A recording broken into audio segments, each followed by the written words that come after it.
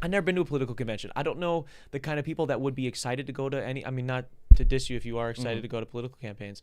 I don't know if I would trust anybody that's super excited to go to a political convention, regardless, right? Like it seems a little crazy to me. But specifically, the RNC was coming to Milwaukee, which is interesting because Milwaukee's a Democratic city, and then the RNC's coming to town. Obviously, very not like just Republicans in general don't really love cities traditionally. And it was this big thing. I work in the service industry. A lot of businesses were like, well, you know what? At least it'll bring a bunch of business to town. All the Republicans are like, you know, we're going to show out for Milwaukee. It's going to be really great for the city. Like, we're so excited for you to host us. People organizing it, bro, I'm going to put this out there. Y'all suck at your jobs. Because there was no, and I will give them a tiny bit of grace, a tiny bit of empathy, because obviously there was the assassination attempt. So then there was things got a little bit changed up on like what was going to be blockaded and whatnot, whatever. But there was not a lick of signage, no communication. I live in the box. I go out for dinner. We shoot a podcast, right, every Monday. Was it last week when that was going on? Yeah, it was last week. We should get done with this podcast.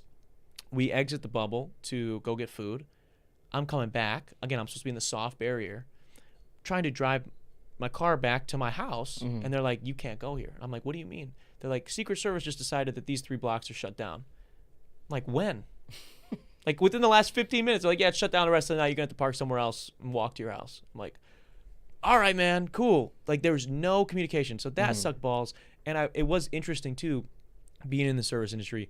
And when you're in the service industry, it's this interesting thing because usually everybody that, I won't say everybody, but a lot of people that work in the service industry, they're probably, whether or not they're politically active or not, they're probably more liberal. And I mean, they're a little bit edgy and fucked up, but they're probably more liberal. And a lot of the people you serve are maybe not.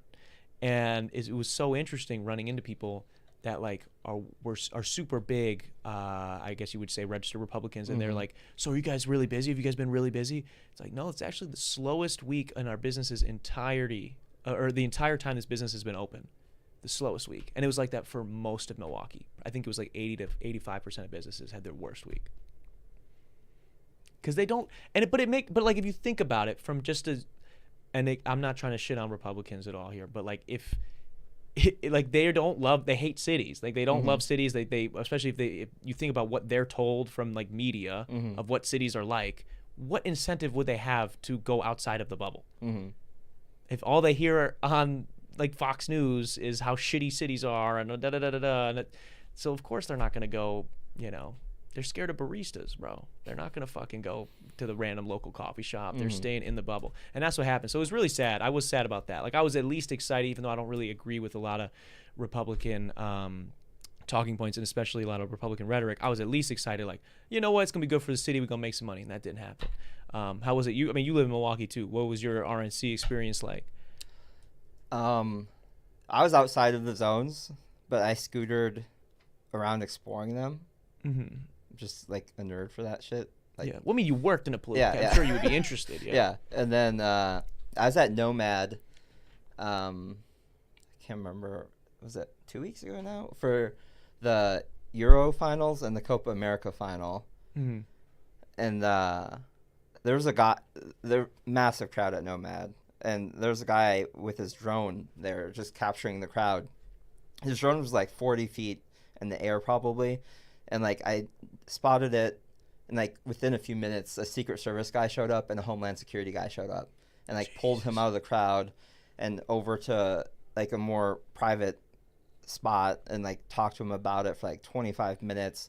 And I thought they were going to take his drone and, like, ticket him or something. But I guess they gave him a warning because his remote, the software didn't get the proper like warning from the FAA that he was operating in a no-fly zone or whatever. Whoa. And they like made him like pull up his thing and show them like that it wasn't appearing. Yeah. And so they let him off with a warning, but said that, you know, that was Sunday. So the RNC started the following day. They said that, you know, starting Monday that they wouldn't. That shit's not gonna fly. Yeah, dude, it was interesting.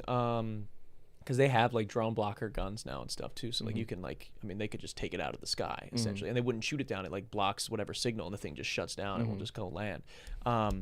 Yeah, dude, it was crazy just witnessing that like up close, like being like locked down essentially.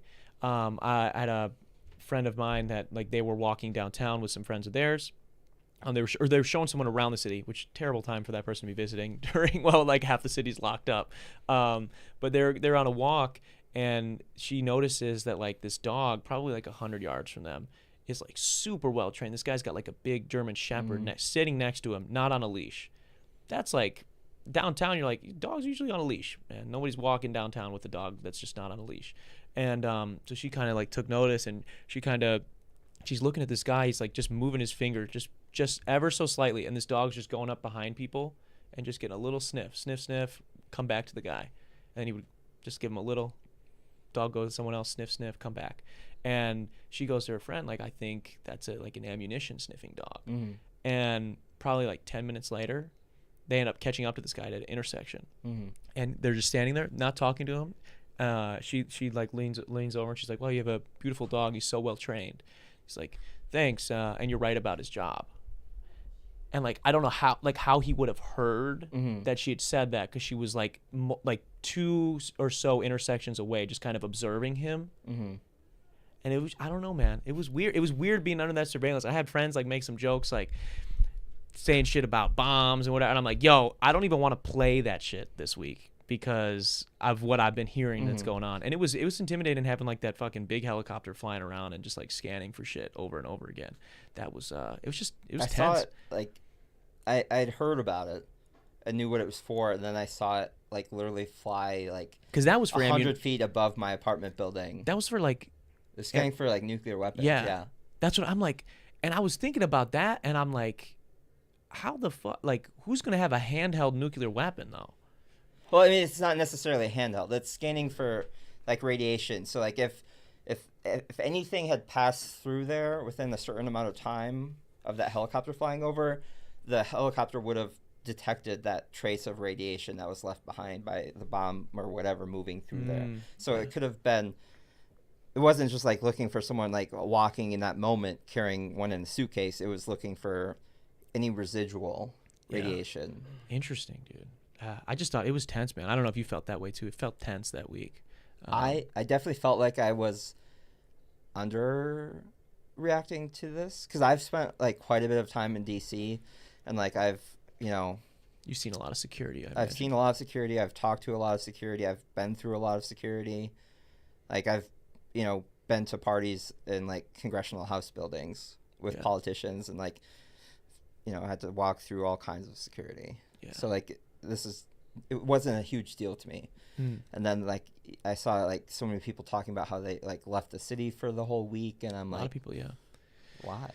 Well, that was the other that's the other thing that hurt Milwaukee. So it was like the fact that like 50,000 some Republicans come to town who really don't, just being honest, love supporting small businesses like that, especially in a city. They don't want to walk around the city.